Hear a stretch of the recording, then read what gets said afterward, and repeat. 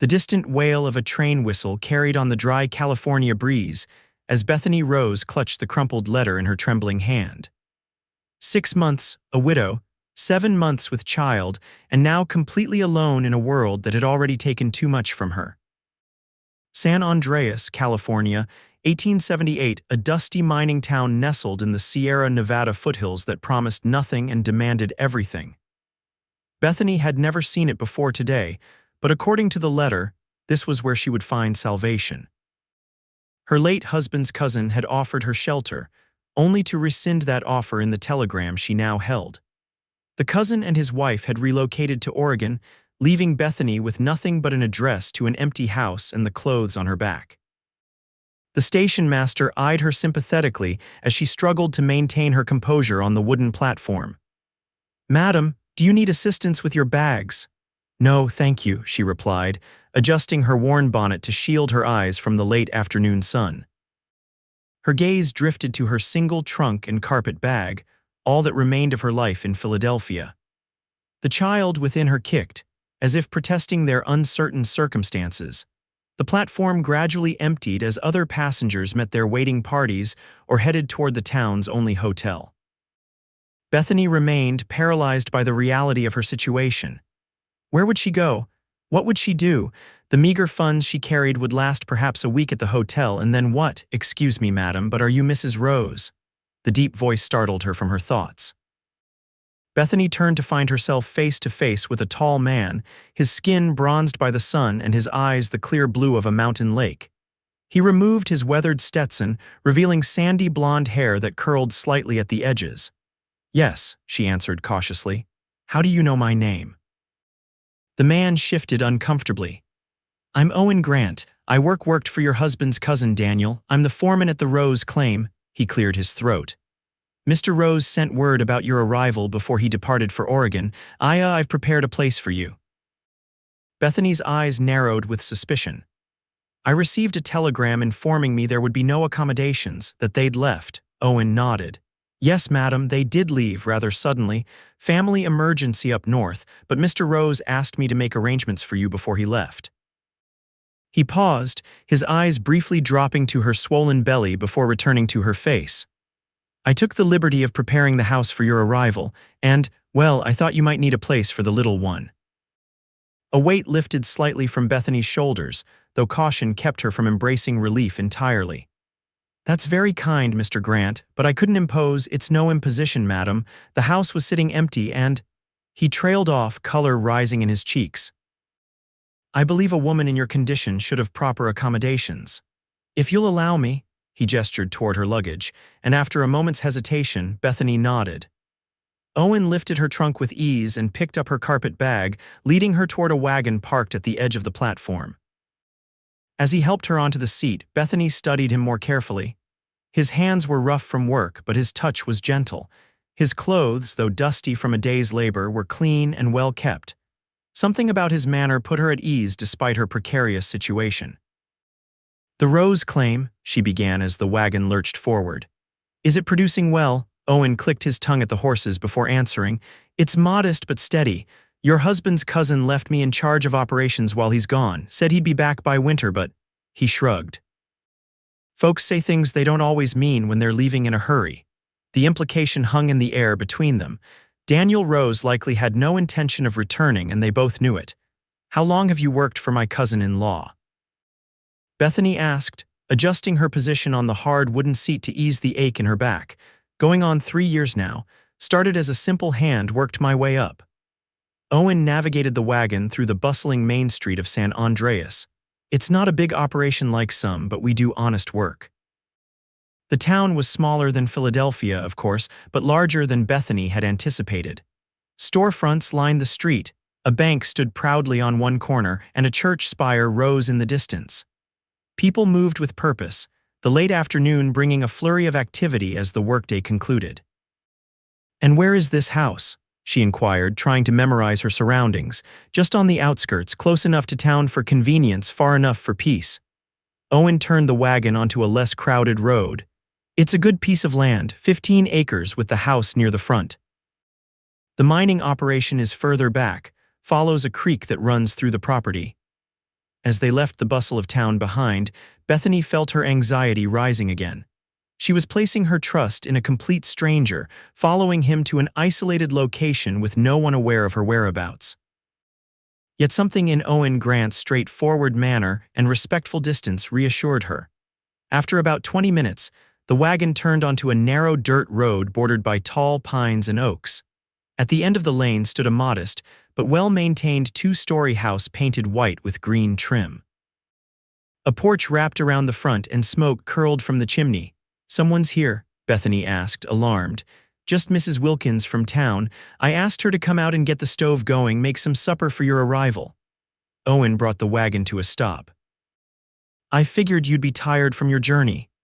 Tears sprang unexpectedly to Bethany's eyes at this simple kindness. She quickly blinked them away, unwilling to show weakness. Owen helped her down from the wagon, his strong hands carefully supporting her. As her feet touched the ground, the baby gave a forceful kick that made her gasp. "Are you all right, madam?" Concern etched deep lines around Owen's eyes. "Yes, the baby is just active today." She smoothed her dress over her abdomen. "The journey has been long." Owen nodded and carried her trunk to the porch. "Mrs. Wilkins will show you around. I've got to see to the horses, and then I'll bring in the rest of your things." An older woman appeared at the door, wiping her hands on her apron. "You must be Mrs. Rose. Come in, come in." "You look ready to drop, poor dear. I've got stew simmering and bread just out of the oven." Bethany allowed herself to be ushered inside, momentarily overwhelmed by the unexpected hospitality. The house was modest but clean, with simple, sturdy furniture. A fire crackled in the hearth, and the aroma of cooking food made her stomach growl. "Mr. Grant said you'd be arriving today," Mrs. Wilkins continued, guiding Bethany to a comfortable chair. "Been working himself to the bone, that one has, getting everything ready." "Getting what ready?" Bethany asked, sinking gratefully into the chair. Mrs. Wilkins smiled. "Why don't you rest a bit first? Have some supper. There's time for the tour after you've eaten." Too exhausted to argue, Bethany accepted a bowl of fragrant stew and a thick slice of bread. As she ate, Owen returned, depositing her carpet bag in the entryway before excusing himself again. "Where does Mr. Grant live?" Bethany asked between bites. "He's got a cabin back near the mining operation," Mrs. Wilkins explained, pouring coffee for herself. "About a quarter-mile from here. Close enough if you need anything, far enough for propriety." She winked. "Though folks around here aren't as fussy about such things as they might be back east." After she'd eaten, Mrs. Wilkins showed Bethany around the first floor, a spacious kitchen with a pantry surprisingly well stocked, a comfortable sitting room, and a small study. Upstairs were 3 bedrooms and a washroom with an actual copper tub. "This will be your room, Mrs. Wilkins said, opening the door to the largest bedroom. A handsome 4-poster bed dominated the space, made up with fresh linens. A dresser and wardrobe stood against one wall, and a rocking chair was positioned near the window. "It's lovely," Bethany murmured, overwhelmed by the unexpected comfort. "And this," Mrs. Wilkins continued, moving to a door across the hall, "is what Mr. Grant has been working on these past weeks." She opened the door and Bethany gasped. The room, clearly intended as a nursery, had been painted a soft yellow. A beautifully crafted wooden cradle stood in the center, its edges sanded smooth and polished to a gentle sheen. A changing table and small dresser matched the cradle, and shelves lined one wall. A rocking chair with a cushioned seat waited by the window, which was framed by cheerful curtains. "He made all of this," Bethany whispered, her hand going to her throat. Mrs. Wilkins nodded. "Every piece. Been working on it after his regular duties, often late into the night. I've never seen a man so determined about anything." Bethany approached the cradle, running her fingers along its curved edge. The craftsmanship was exquisite, revealing a care and attention to detail she hadn't expected from a mining foreman. "Why would he do this for a stranger?" she asked, her voice barely audible. Mrs. Wilkins patted her arm.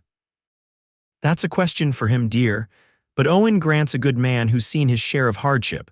Perhaps he just couldn't bear to see more of it fall on someone else." After Mrs. Wilkins departed, promising to return the next day, Bethany found herself alone in the quiet house. Through the nursery window, she could see Owen in the yard below, chopping wood in the fading daylight. His rhythmic movements spoke of strength and capability, yet the nursery around her revealed a gentleness she found intriguing. Exhausted from travel and emotion, Bethany retired early, but sleep eluded her. In the quiet darkness, the reality of her situation pressed in. A widow at 23, expecting a child in less than 2 months, in a strange town with no friends or family. Only the unexpected kindness of a man she just met stood between her and destitution. As dawn broke over the Sierra foothills, Bethany rose and dressed. The house was silent, and a quick glance out the window showed no sign of Owen. She made her way to the kitchen, intending to prepare breakfast, only to find a note on the table. "Mrs. Rose, I've gone to the mine. Will return midday to check on you. Eggs and milk in the springhouse, coffee in the pantry, OG." The thoughtfulness of the gesture brought a smile to Bethany's lips. She found her way to the springhouse and returned with the promised eggs and milk, along with butter and bacon. As she worked at the stove, she felt more settled than she had in months. After breakfast, Bethany explored the property. The house sat on a gentle rise with views of the surrounding hills. An orchard of apple and pear trees stretched to one side, and a kitchen garden recently tended lay near the back door. A path led toward what must be the creek and mining operation, but Bethany didn't venture that far. By midday, as promised, she heard the sound of hoofbeats. Owen rode into the yard on a handsome chestnut gelding. He dismounted with the easy grace of a man accustomed to horses and approached the house. "Mrs. Rose," he greeted her, removing his hat as she stepped onto the porch. "I hope you found everything to your satisfaction this morning." "More than satisfactory, Mr. Grant," she replied. "I'm overwhelmed by your thoughtfulness." He ducked his head, clearly uncomfortable with her gratitude, "just trying to do right by Mr. Rose's kin." "The nursery," she said softly. "Mrs. Wilkins told me you made everything yourself." Color rose in his cheeks. "It's nothing fancy. Just thought a baby should have a proper place to sleep." "It's beautiful," Bethany insisted. "I've never seen finer workmanship, even in the most expensive shops in Philadelphia." Owen shuffled his feet, then gestured toward the house. "Would you mind if I washed up? I brought some lunch, thought you might like to hear about the mining operation, since it's part of your cousin's property." Bethany led him to the wash basin on the back porch, then set out plates while he cleaned away the morning's dust and grime. When he returned, he carried a bundle wrapped in cloth. "Sourdough bread and smoked venison," he explained, unwrapping the package, "and Mrs. Wilkins sent along some pickles and preserves." As they ate, Owen explained the workings of the Rose claim. It wasn't a large operation, just 5 men including himself, but it produced enough gold to be profitable. Daniel Rose had been a fair employer, if somewhat detached from the day-to-day operations. "And now that he's gone?" Bethany asked. Owen shrugged. "I keep the men working, send the profits to the bank in his name as instructed. He left funds for wages through the end of the year. And after that, I reckon he'll either return or send new instructions." Owen met her gaze directly. "Or you, as his kin, will decide what happens next." Bethany hadn't considered this possibility. "I know nothing about mining, Mr. Grant." "Owen," he corrected gently, "and you don't need to, that's what I'm here for. But the claim and this property legally belong to the Rose family now, and with Daniel gone, that means you." The implications slowly dawned on Bethany. If what Owen said was true, she wasn't destitute after all. She had a home, land, and an income from the mine. "I'll need to speak with a lawyer," she said, thinking aloud. Owen nodded. "Judge Parker in town handles legal matters. He's fair and honest. I can take you to see him tomorrow if you'd like." "That would be most helpful," Bethany replied, studying the man across from her with new interest. "Tell me, Mr. Grant Owen, how did you come to be in San Andreas?" Something flickered in his eyes, a memory, perhaps, or an old pain. "War brought me west, like many men. After Gettysburg, I couldn't go home to Virginia. Too many ghosts." He paused, his fingers absently tracing a pattern on the tablecloth. "I drifted for a few years, worked ranches in Texas and New Mexico. Ended up in California during the Silver Rush, then found my way here." "You fought for the Confederacy?" Bethany asked, unable to hide her surprise. Her late husband had served in the Union Army. "I was 18 and foolish," Owen replied, his voice tinged with regret. "Believed what the plantation owners told us about states' rights and tradition.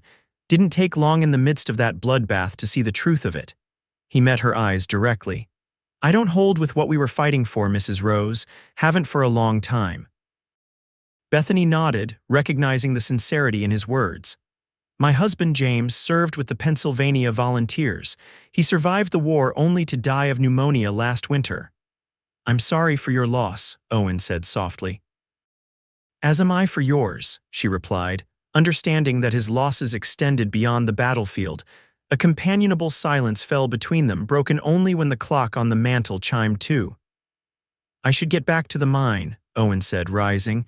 Is there anything you need before I go? Bethany shook her head. You've been more than generous already. Mrs. Wilkins will stop by later with supper, and I'll return in the morning to take you to see Judge Parker. He hesitated, then added, if you need anything during the night, there's a bell on the back porch. It carries to my cabin. After Owen departed, Bethany spent the afternoon unpacking her trunk and arranging her few possessions in the bedroom.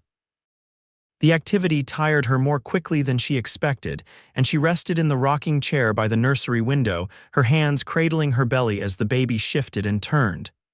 What do you think, little one? She murmured. Have we found a home after all, Mrs.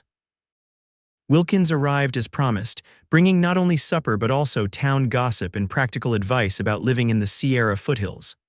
Winters can be harsh, she warned, but the house is solid and Owen keeps the woodpile well stocked. You'll want to put up preserves from the orchard come fall. You speak as though I'll be staying permanently, Bethany observed. Mrs. Wilkins raised an eyebrow. And why wouldn't you? This is Rose property and you're a Rose. By marriage only, Bethany reminded her, and a distant connection at that. Distant or not, you're here now. And from what Owen says, your cousin-in-law isn't likely to return. Mrs. Wilkins patted Bethany's hand. Besides, San Andreas could use more young families. Too many minors and not enough civilizing influences, if you ask me, after Mrs. Wilkins left, Bethany sat on the porch watching the sunset paint the hills with gold and crimson. The evening air carried the scent of pine and wildflowers, so different from Philadelphia's coal smoke and crowded streets. For the first time since James's death, she felt a sense of possibility rather than dread. The following morning, Owen arrived promptly at 9, driving a buggy rather than the wagon. Thought this might be more comfortable, he explained as he helped Bethany up to the seat. The journey to town passed pleasantly, with Owen pointing out landmarks and sharing bits of local history. San Andreas had been settled during the gold rush of '49, he explained, but unlike many mining towns, it had established permanent roots. Gold brought people here, but it's the land that keeps them, he said, gesturing to the rolling hills and fertile valleys. Good soil, plenty of water, timber for building. A man can make a life here even after the gold plays out. Judge Parker's office was located above the bank, a small but tidy space lined with law books and maps. The judge himself, a white-haired gentleman with keen eyes and a neatly trimmed beard, greeted them warmly. Mrs. Rose, I've been expecting you, he said, offering Bethany a chair. Word travels fast in a small town, and your arrival has been a topic of some interest. Over the next hour, Judge Parker reviewed the legal standing of the Rose property. Daniel Rose had indeed left instructions regarding Bethany, acknowledging her as James Rose's widow and granting her residence rights at the property for as long as she requires. As to ownership, the judge continued, the deed remains in Daniel Rose's name, but he has authorized you to manage the property and its income in his absence, including the proceeds from the mining operation. And if he never returns? Bethany asked. Judge Parker stroked his beard.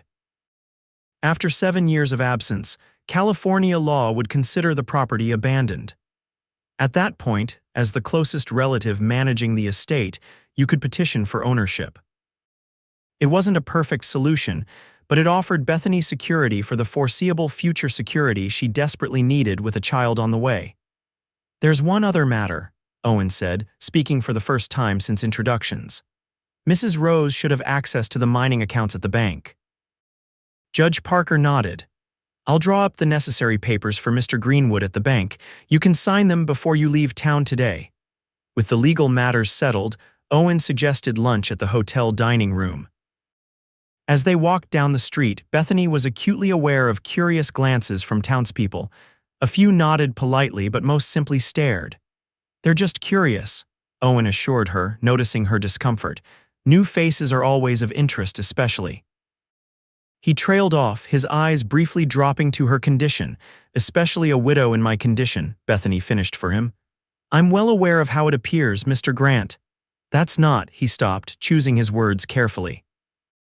What I meant was, a new lady of refinement is always noteworthy in a town like this. There aren't many women of your education and background here. Bethany softened at his obvious discomfort. I apologize for my defensiveness. I've grown accustomed to judgment.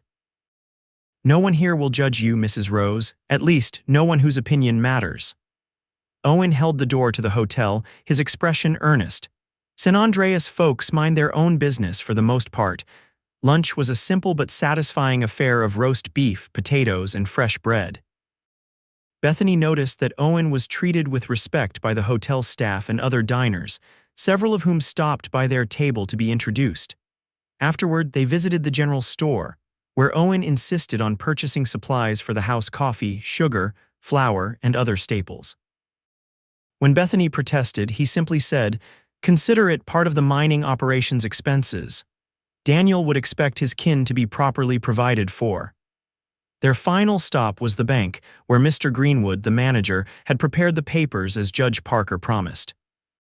Bethany signed where indicated, officially gaining access to the Rose mining account. "There's a tidy sum here," Mr. Greenwood informed her, showing her the ledger. Mr. Rose was conservative in his spending and invested wisely in equipment for the mine.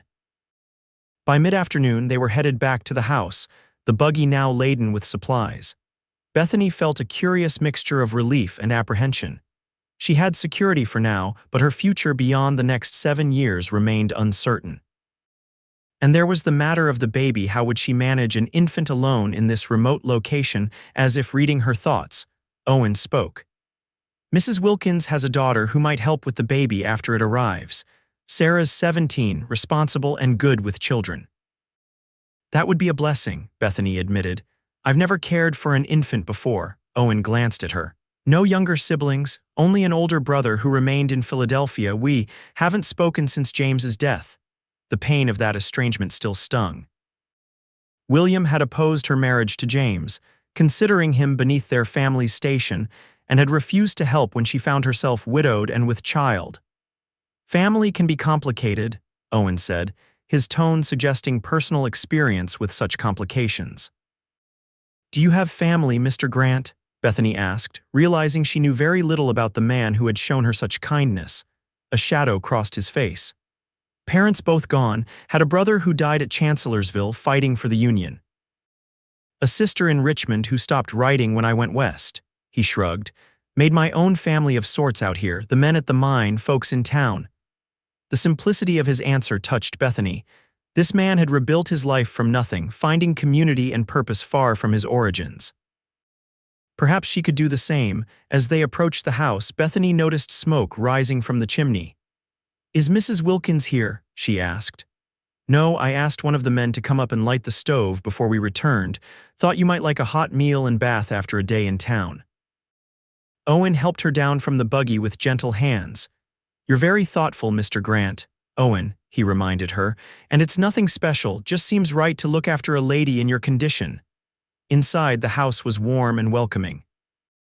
Owen brought in the supplies, arranged them in the pantry, and then awkwardly lingered in the kitchen. "Would you like to stay for supper?" Bethany offered impulsively. "I'm not the finest cook, but I can manage a decent meal." Surprise and pleasure flashed across his face. "I wouldn't want to impose. It's hardly an imposition when you've provided the food," she replied with a small smile. "Besides, I'd welcome the company." Owen nodded, a smile transforming his weather-worn face. "Then I accept, Mrs. Rose." "Bethany," she said. "If I'm to call you Owen, then you must call me Bethany."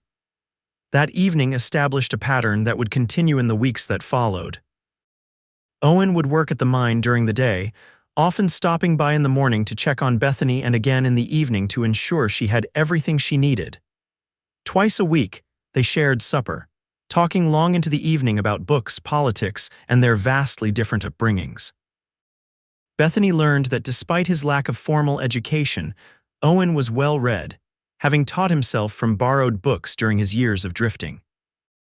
He spoke thoughtfully about the changes sweeping the nation after Reconstruction, the plight of Native Americans being pushed from their lands, and the influx of Chinese immigrants facing discrimination in California. In turn, she shared stories of her childhood in Philadelphia, her brief happy marriage to James, and her dreams for her child's future. Owen listened with genuine interest, asking questions that revealed his sharp intelligence and surprising sensitivity. As her pregnancy advanced, Bethany found daily tasks more challenging. Without being asked, Owen arranged for Sarah Wilkins to come 3 times a week to help with laundry and cleaning. He also began bringing wild game and fish for the larder, ensuring Bethany had nourishing meals. One evening in early September, as they sat on the porch watching fireflies dance in the gathering dusk, Bethany broached a subject that had been on her mind. "Owen, what will happen to the mining operation when winter comes? Will you continue working?" He leaned back in his chair, considering. "Depends on the weather. If it's mild, we'll work through most of it. If the snows are heavy, we'll shut down for January and February. The men use that time for repairs and planning the next season's work." "And what do you do during that time?" she asked. "Usually catch up on reading, do some woodworking." He glanced at the nursery window above them. "Made most of that furniture during last winter's storms."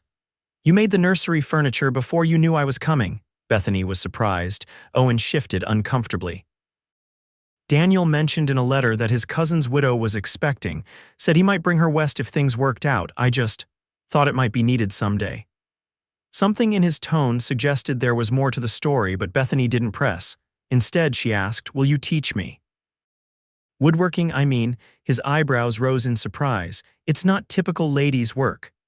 "I'm not in a typical situation," she reminded him with a smile. "And I've always enjoyed working with my hands. My mother thought it inappropriate, but I used to sneak into my father's study to watch him carve." Owen's expression softened. "I'd be happy to teach you, though you might want to wait until after the baby arrives. Some of the tools aren't easy to handle in your condition." The way he said, "your condition," held none of the judgment or pity Bethany had grown accustomed to in Philadelphia. There was only gentle concern, and perhaps something more, a warmth that made her cheeks flush in the gathering darkness.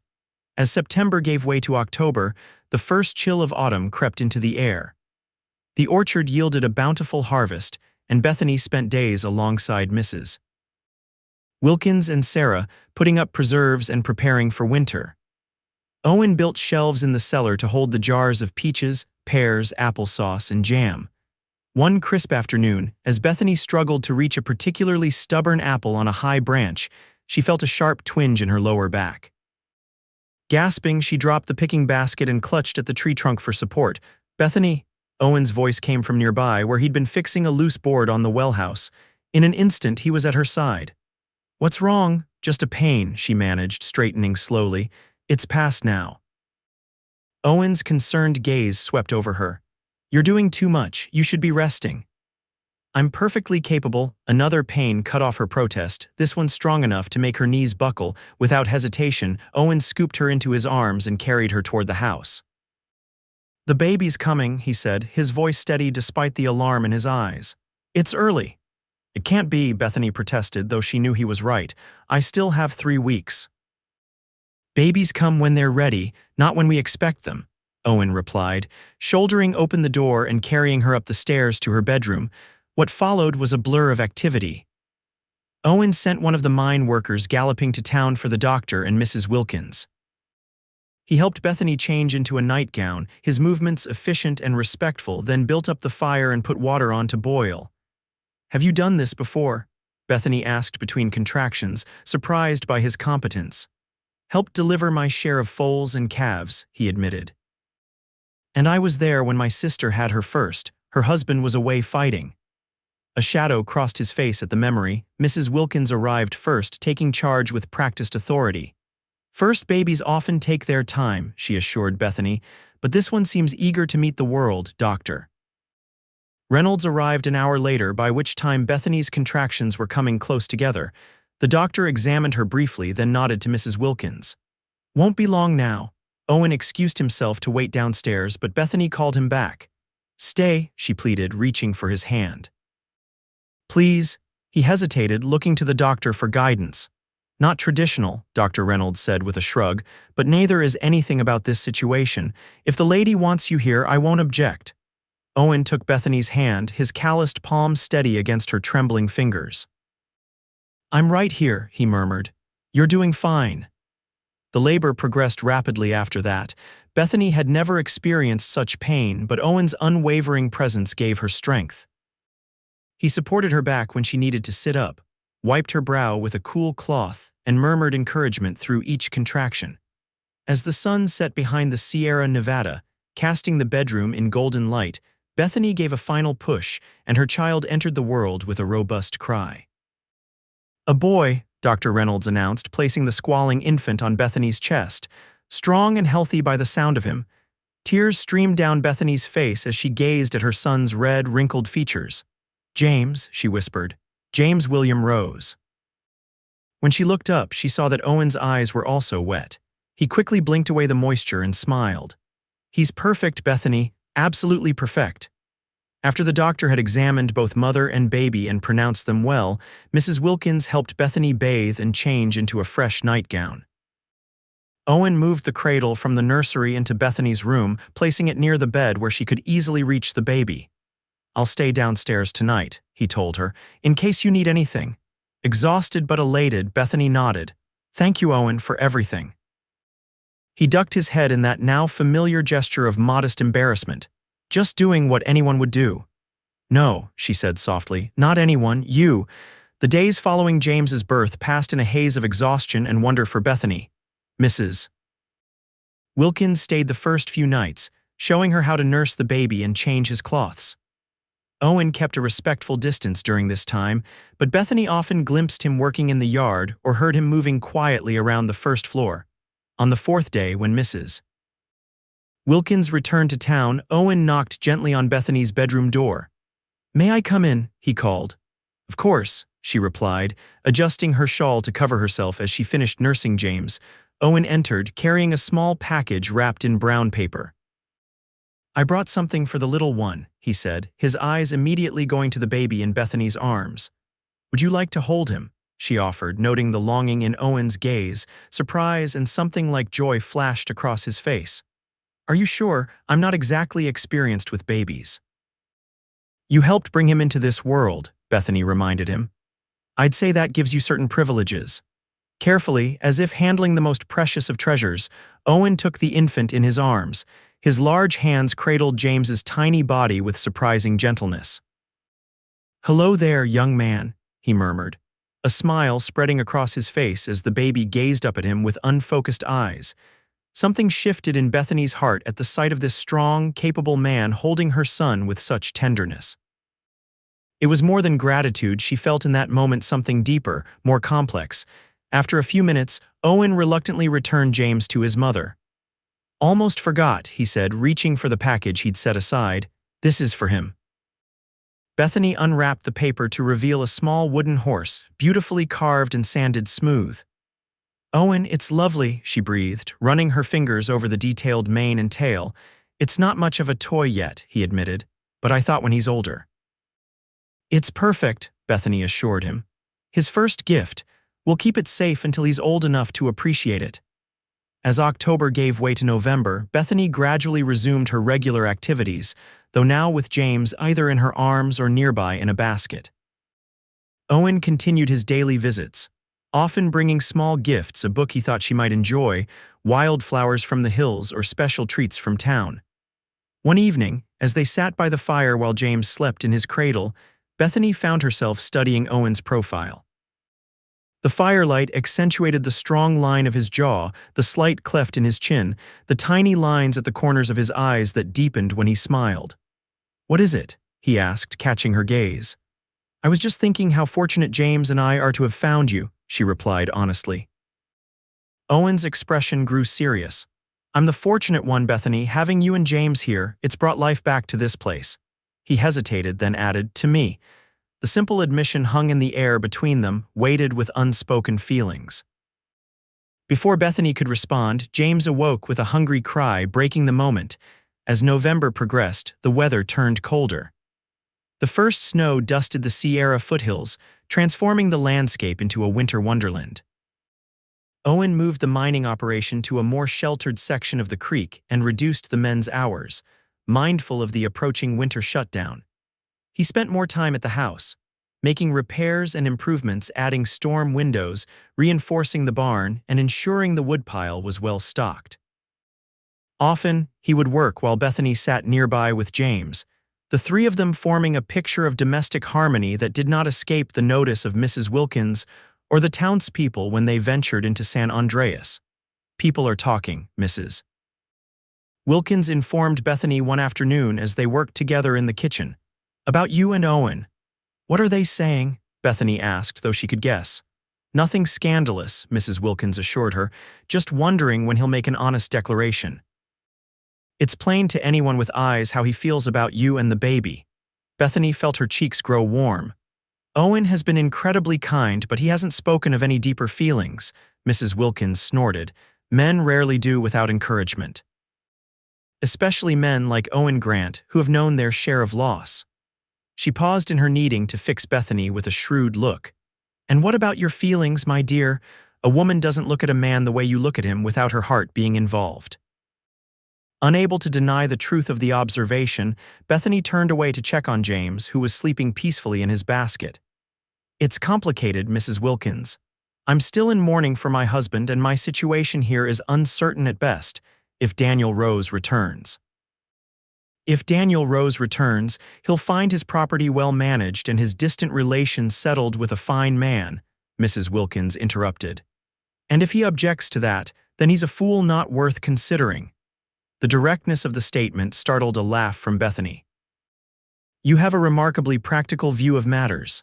Life in the West teaches practicality," Mrs. Wilkins replied with a shrug, "and happiness when you find it."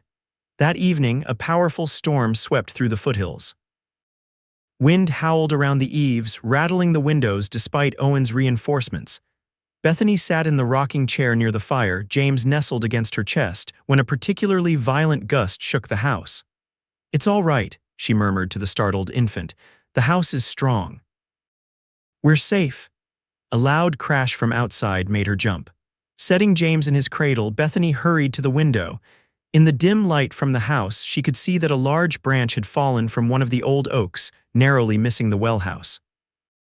As she watched, a figure emerged from the darkness. Owen, his coat collar turned up against the driving snow, a lantern in hand. He examined the fallen branch, then continued his inspection of the property, checking for other damage. Bethany's heart swelled at the sight. Even in this weather, he was ensuring their safety. She opened the door when he approached the porch, ushering him inside with a concerned exclamation.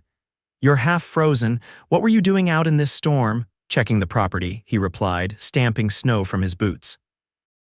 "Heard the branch fall and wanted to make sure nothing damaged the well or outbuildings." "You could have waited until morning," she scolded gently, taking his wet coat. Owen shook his head.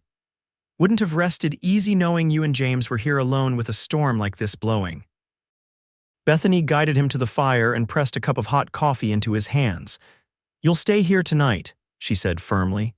"The guest room is made up and it's too dangerous for you to return to your cabin in this weather." He started to protest, but another violent gust rattled the windows, making his point for her. "If you insist," he conceded with a small smile, "wouldn't want you worrying about me in this blow." They sat by the fire until the worst of the storm passed, talking quietly while James slept nearby. There was a comfort in their conversation, a natural ease that Bethany had never experienced with anyone else, not even her late husband. When Owen finally rose to retire to the guest room, he paused, his hand lightly touching her shoulder. "Good night, Bethany," he said, his voice soft with an emotion she couldn't quite name. "Good night, Owen," she replied, resisting the urge to cover his hand with her own. In the days that followed, the storm's aftermath kept Owen busy clearing fallen branches and repairing minor damage to the outbuildings. A hard freeze settled over the foothills, and he officially closed the mine until spring, paying the men their winter wages as promised. "Will they stay in San Andreas?" Bethany asked as they shared supper one evening. Owen nodded. "Most have families or other work during the winter. Anderson does carpentry, Martinez works at the livery, and Johnson helps at his brother's store." Tanner usually heads south to visit his people near Los Angeles. And you, Bethany asked. What will you do now that the mine is closed? Owen's gaze met hers across the table. I thought I might make good on my promise to teach you woodworking. If you're still interested, Bethany smiled. Very much so, though I'll need to work around James's schedule. We can set up a small workshop in the barn, Owen suggested. Close enough that you can hear him if he wakes, far enough not to disturb his sleep with the noise. Over the next week, Owen transformed a corner of the barn into a cozy workshop, complete with a small stove for warmth. He brought tools from his own collection and set up a workbench at a height comfortable for Bethany. Their first lesson was on a clear, cold December afternoon. James, now nearly 2 months old, slept contentedly in a basket lined with warm blankets, while Bethany learned to use a plane to smooth rough boards. Easy now, Owen guided, his hand covering hers as she pushed the tool along the grain. Let the plane do the work, you're just guiding it. Bethany was acutely aware of his closeness, the warmth of his body behind hers, the gentle pressure of his hand. When she turned her head slightly, their faces were inches apart. For a breathless moment, she thought he might kiss her and realized with a start that she wanted him to. Instead, Owen stepped back, clearing his throat. That's good. You're a natural. The lessons continued through December, with Bethany progressing from basic planing and sanding to more complex joints and carving. Owen proved a patient teacher and Bethany an eager student. Together, they crafted simple items for the house: a spice rack for the kitchen, a small bookshelf for the sitting room, and for their most ambitious project, a hope chest to store James's baby clothes. As Christmas approached, Bethany secretly worked on a gift for Owen during times when he was busy elsewhere on the property.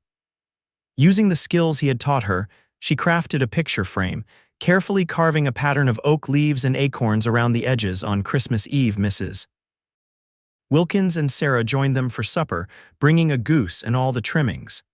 The house glowed with candlelight and warmth, decorated with pine boughs and red ribbons. Even James seemed to appreciate the festivities, his bright eyes following the dancing flames of the candles. After the Wilkins women departed and James was settled for the night, Bethany and Owen sat before the fire, sharing a glass of brandy that Judge Parker had sent as a Christmas gift. I have something for you, Bethany said, reaching behind the sofa for the wrapped package containing the frame. Owen accepted it with surprise. You didn't have to give me anything? I wanted to, she replied simply. Open it. He carefully removed the paper to reveal the frame. His fingers traced the carved design, his expression one of wonder. Bethany, this is exquisite. You've become a finer carver than your teacher. She flushed with pleasure at the compliment. It's for a photograph. I thought perhaps in the spring we could have one taken in town, you, me, and James. The suggestion was bold, implying a future together that neither had openly acknowledged. Owen's gaze lifted from the frame to her face, his eyes intense. I'd like that very much.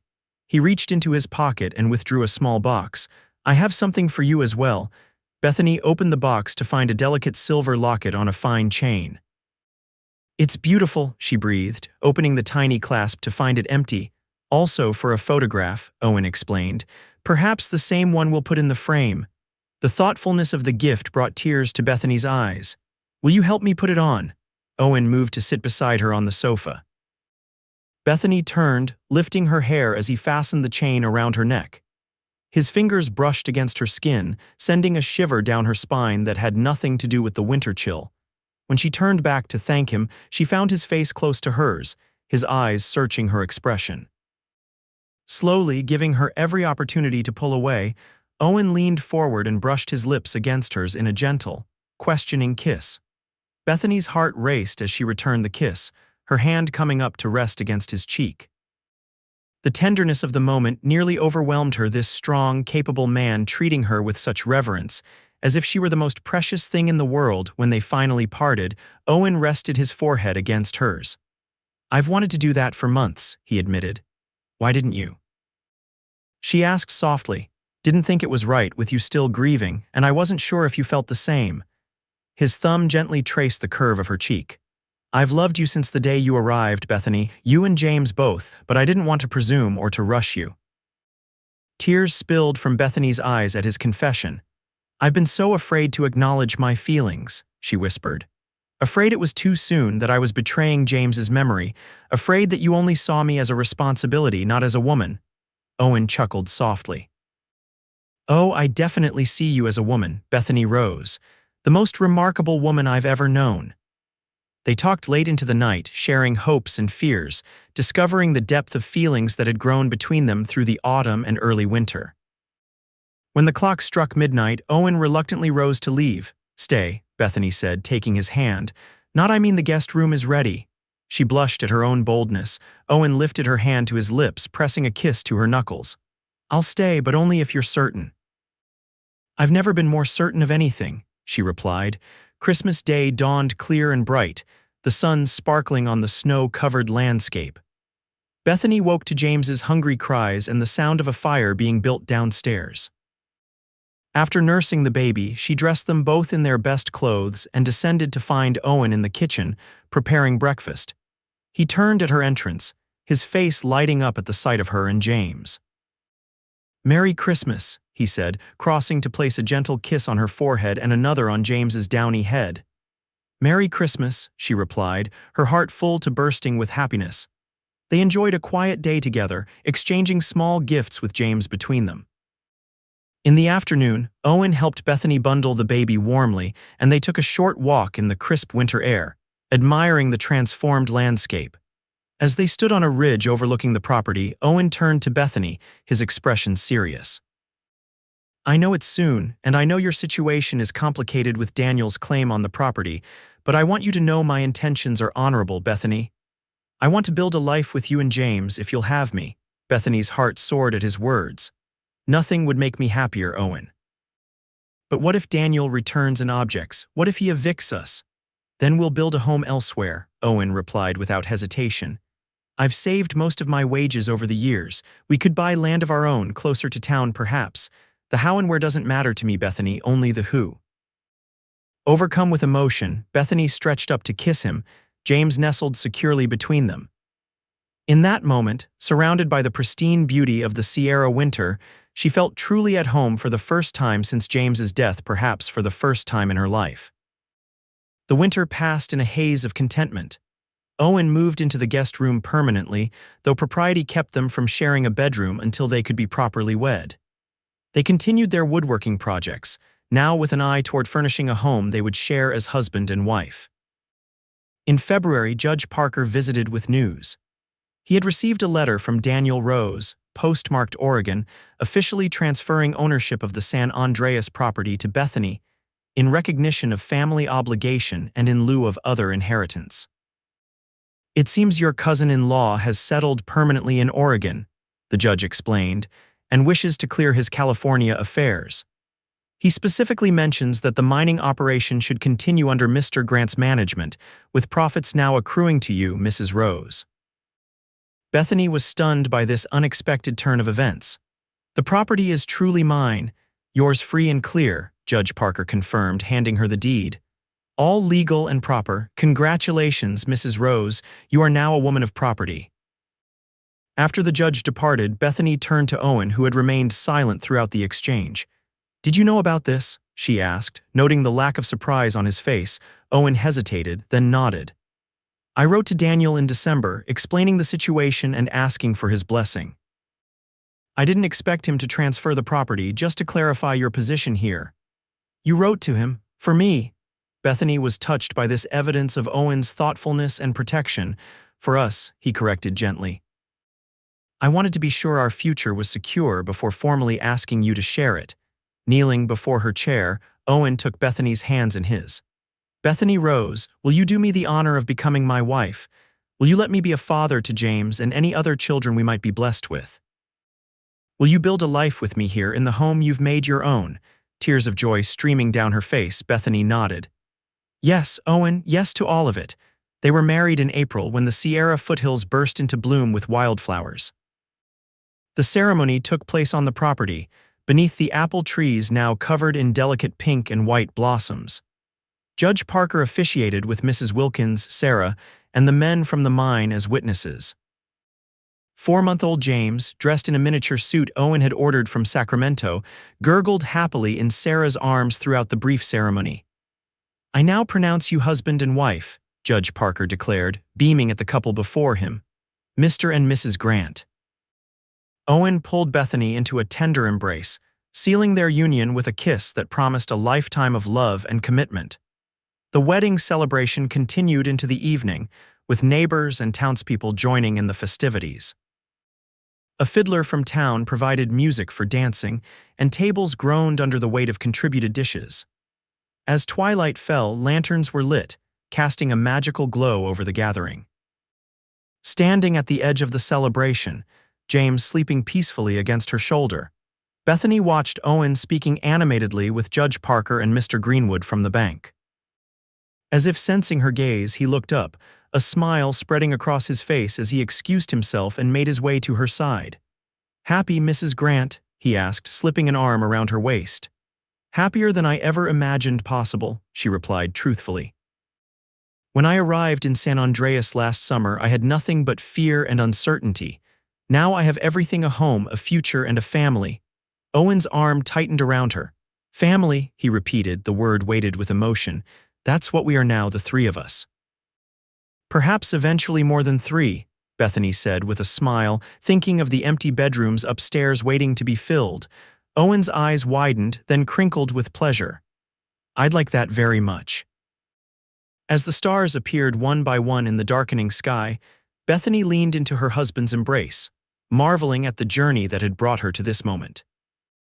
From a destitute widow with nowhere to go, to the mistress of her own home and the wife of a man who loved her and her child with unwavering devotion. The nursery Owen had built for a baby he'd never met had been the first sign of his character, the first glimpse of the heart that now belonged to her. It stood empty now, James having moved to a proper crib in the room adjacent to theirs, but Bethany had no doubt it would be filled again before long. "What are you thinking about?" Owen asked, his voice soft in her ear. "The nursery," she replied. "How it was waiting for us before we even arrived." "How you were waiting, though you didn't know it yet." Owen pressed a kiss to her temple. "I think I was waiting my whole life, Bethany. I just didn't know what I was waiting for until I saw you standing on that platform, looking so brave despite everything." As the celebration continued around them, Bethany and Owen stood together under the star-filled California sky, their son sleeping peacefully between them, a family forged not by blood but by choice, by courage, and by love that had grown from the most unexpected beginnings. 5 years later, the Grant home was filled with the laughter and energy of 3 children. James, now a sturdy 5-year-old with his mother's dark curls and his adoptive father's blue eyes, had been joined by 3-year-old Margaret and 6-month-old Thomas. The nursery Owen had built that fateful summer had served each child in turn, its yellow walls witnessing first steps, midnight feedings, and countless bedtime stories. The mining operation had prospered under Owen's management, expanded now to include a small lumber mill that made use of the property's abundant pine forest. Bethany had established a reputation in San Andreas for her finely carved wooden toys, which merchants as far away as Sacramento sought for their shops. On warm summer evenings, the family often gathered on the porch, Owen and Bethany watching their children play in the yard where once a lonely cowboy had chopped wood and dreamed of a family he never thought he'd have. Sometimes, when the children were asleep, they would sit in the rocking chairs side by side, hands entwined, and marvel at the journey that had brought them together. "Do you ever think about what might have happened if Daniel had been here when I arrived?" Bethany asked one such evening as the setting sun painted the Sierra foothills in gold and crimson. Owen considered the question, his thumb tracing gentle circles on the back of her hand. "I think some things are meant to be one way or another, if not here, then somewhere else. If not then another time. But us, you and me and our children, we were always meant to find each other." Bethany smiled, thinking of the frightened widow who had stepped off the train 6 years ago, unaware that love and belonging awaited her in this unlikely place. "I believe you're right," she said softly, leaning her head against her husband's shoulder as the first stars appeared in the darkening sky. "Some things are simply meant to be."